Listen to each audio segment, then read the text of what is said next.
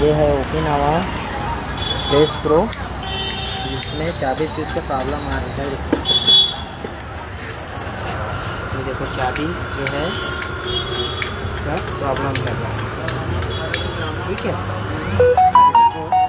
इसको चेंज करेंगे। अब इसमें हम लोग डालेंगे नया चाबी स्विच ओरिजिनल ओकिनावा का।